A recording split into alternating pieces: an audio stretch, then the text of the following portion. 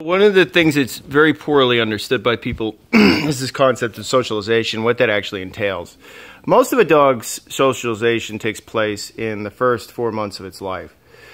When they're puppies, especially with their siblings, they learn how to play, how to use their mouths, how to bite each other in different kinds of ways, playfully in both, no, Bodie, place, buddy, good boy, how to sort of give and receive discipline, figure out their social position, all kinds of stuff. And that happens early with their litter mates primarily, and also with their mother.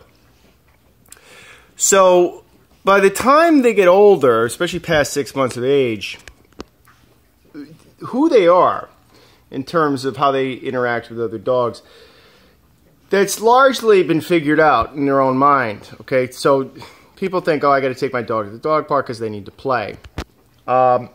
Play, for me, I use it in training to a limited extent, depending upon the dog. Some dogs do have a higher play drive. They're more social to a certain extent. So you can use that in training to motivate them a bit. But I try to do it sparingly because it's dangerous to have dogs play off leash, which is something people really don't understand, and they should. But it's not really about play. It's about getting them to ignore other dogs. It's about getting them to reduce the novelty of all kinds of stuff. People, places, things, dogs, whatever. You want that dog to maintain a heel, walk right by other dogs as if he was a seeing eye dog and ignore other dogs. And if it's always about play all the time, every time you see a dog, they'll get excited.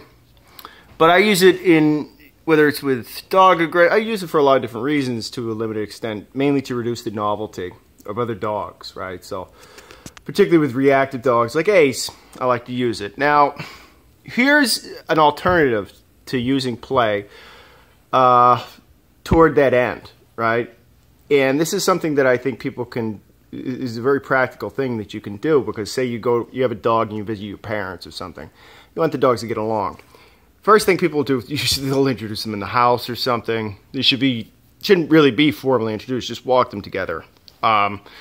But have structure in the home and have them on placemats and habituate them to one another. Teaching place is very, very easy, and getting them to hold it really isn't that hard either. It's just, from a technical standpoint, it just requires consistency. It's a little bit of work, but anyway, you can achieve the same end that play does by having them just kind of hang out together on a placemat. I mean, this is their couch, essentially, right? And they can learn to coexist peacefully with other dogs. Obviously, all the dogs here are at a decent level of trust with me, because I wouldn't, for instance, Ace has done really, really well, the big guy there. Otherwise, I wouldn't have them around other small dogs, or if I did, they'd be muzzled. But in any event, I've used it with Ace in place of play, because Nico wasn't interested in playing with him, and Butch, he got attacked a few months ago pretty badly, and he's just not interested in playing with other dogs. He was my socialization dog. He was bit by a dog, aggressive dog that was training here.